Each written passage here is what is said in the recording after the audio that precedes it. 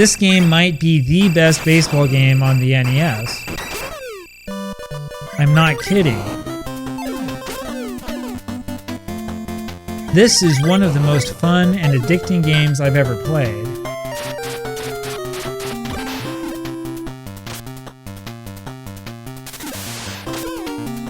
And the crazy thing about Baseball Simulator 1000 is that it actually is a really good baseball game, even if you don't use the superpowers. Baseball Simulator 1000 is actually one of the best baseball games on the platform, and it's horribly underrated, so let's take a closer look. It's known as超人ウルトラベースボール in Japan. And believe it or not, there was actually a full series of these games in Japan. We got an English version of the first Super Nintendo sequel, but unfortunately we didn't get any of the others. And as usual, I'm planning on eventually playing through every game in the series, but we're going to take a closer look at the first game today before we worry about all the rest. It's pretty simple. You've got 3 leagues with 6 teams each. Actually, you can create teams for a 4th league in the team edit mode. The point system is kind of complex. I honestly haven't played around much with this yet. Both the English and Japanese versions of the game have the same editor, the same point system, and interestingly enough, the same battery backup option. That's right, this game has a battery save option, which was all the rage when it came out back in October 1989 in Japan. It wasn't the first Famicom game to let you save a league. Baseball Stars had it beat by a few months, but it was one of the first. I think this 1987 Japanese chess game, Morita Shogi, was the first Famicom game to use a battery backup option. As we've already seen, battery backups were pretty rare in those days. Most games used a password system instead. Classic games like Moero Pro Yaku or Bases Loaded would have likely been even better if there was a battery save option in the game itself. But there actually was a 1987 baseball game on the Famicom, kind of the Famicom, that let you save your league, change teams, and do a bunch of other things. Remember, that's 2 years before this one came out. That would be this game, Exciting Baseball by Konami.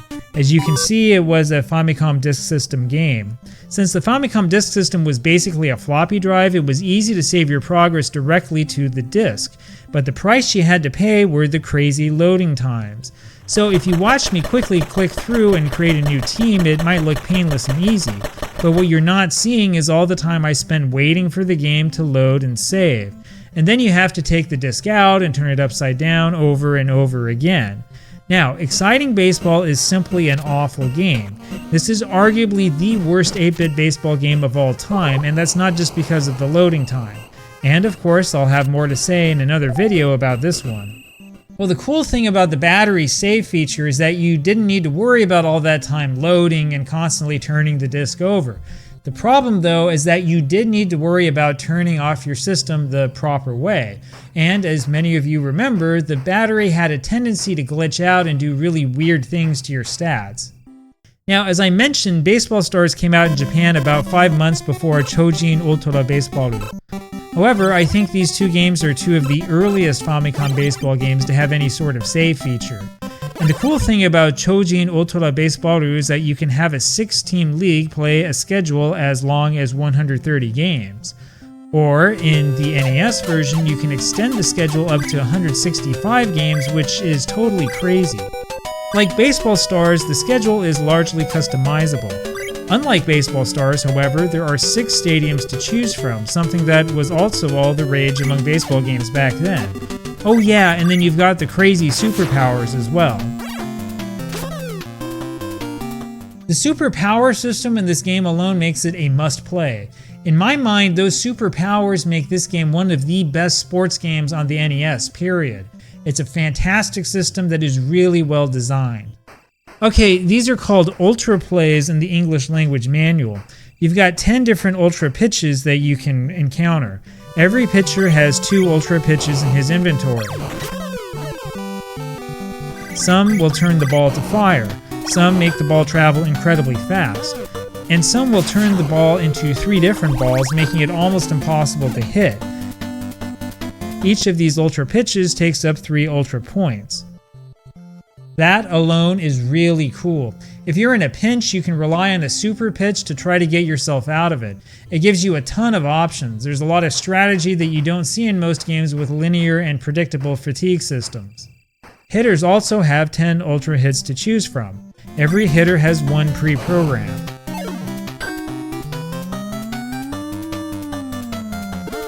This includes a power that causes an earthquake when the ball hits the ground, which also leads to some really crazy fielding decisions by the computer.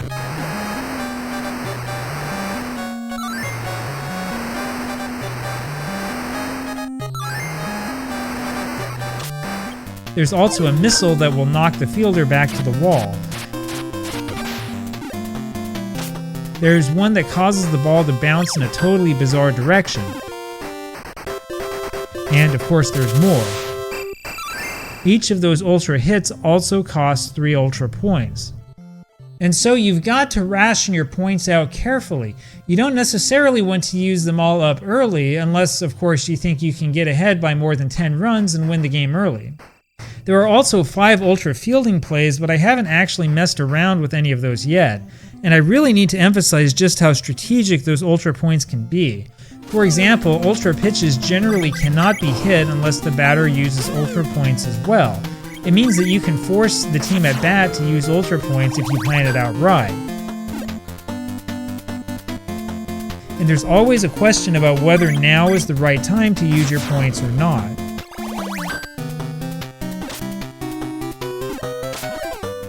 After playing this, I kind of wish we had something like this in real baseball. I mean, not only would it be fun to see fielders knocked into the outfield wall with the force of a line drive, but the strategic implications of when to use them and when not to use them would be really interesting. But I don't want to get too caught up in the ultra points. Actually, as I said before, this is a really good game even if you don't use the superpowers. Only teams in the Ultra League have the ability to use ultra points, but the 12 teams in the 2 regular leagues have to play the game the old-fashioned way. Now, that can be a problem if you have them face a team with the ultra points, but the game is still a lot of fun even if you don't use all the tricks. In fact, when you play with 2 normal teams, the game is actually pretty hard. Like Bad News Baseball, which came out a few months after this game, the defense is top-notch. It's not easy to score runs, and you'll find that most games are pretty low scoring. Fielding is easy and smooth, though sometimes your fielders get in the way of your throws.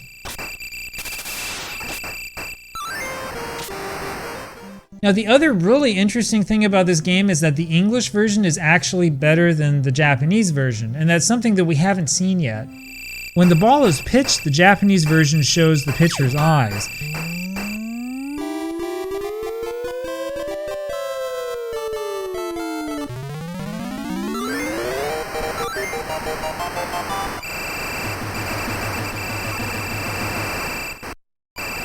The NES version doesn't, and there's a Culture Brain logo in the background.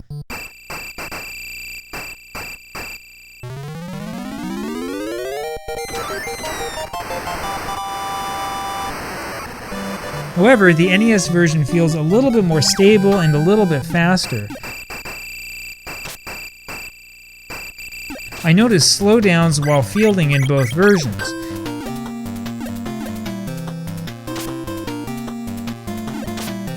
It seemed just a little bit more noticeable in the Famicom version, however.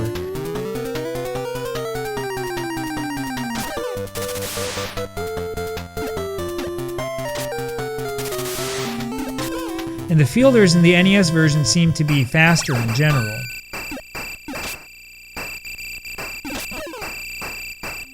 In fact, the NES version seems to play a little bit faster too. I think I was able to get through games about 3 or 4 minutes faster on the NES, presumably because the fielding was a little bit quicker. It feels like Culture Brain made a few improvements before the game came out in the West, and I think there's a reason why. You might remember me saying that the Japanese version of Dusty Diamond's All-Star Softball got pretty bad ratings in Biweekly Famitsu. Well, this game came out the same day in Japan and had ratings that were actually slightly worse. As usual, the chief complaint seems to be that this was just another baseball game regardless of all the ultra features. It's really hard for me to understand this, but I guess the reviewers thought that Culture Brain should have changed even more of the basic rules and function of baseball to make this game better? Honestly, I don't get it. I mean, this is the same magazine that would hype up the Famista series to no end every single time it came out, despite the fact that Famista was basically the same game every single year.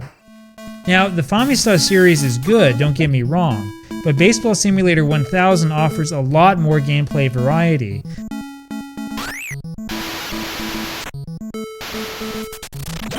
It's a much more creative game, and the thing is that it's obvious.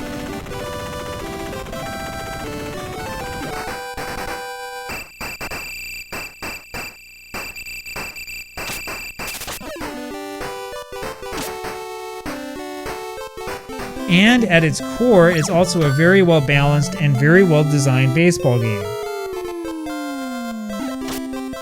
That's something that a lot of people who review NES and Famicom games don't really understand. I've seen them on YouTube and in their blogs. I know that you have too. People who don't like baseball games will complain that it's just another Famista or RBI baseball ripoff. In this case though, that's just not true. The fielding, the base running, and the hitting systems in this game are all different, and they are a big improvement over RBI baseball, that's for sure. Now, it's not a perfect game. The player editor mode is really clunky. This doesn't have the elegant simplicity of Baseball Stars. But just about every other thing in this game is really, really good.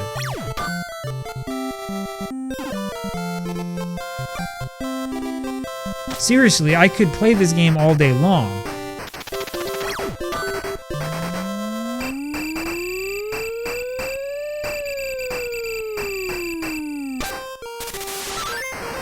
In fact, I had a hard time stopping myself from playing to put this video together.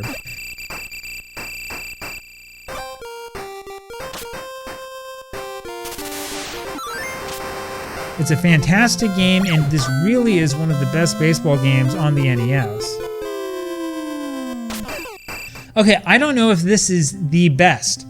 Baseball Stars is still fantastic and extremely addicting, but don't overlook Baseball Simulator 1000. It's a hidden gem that more people should know about.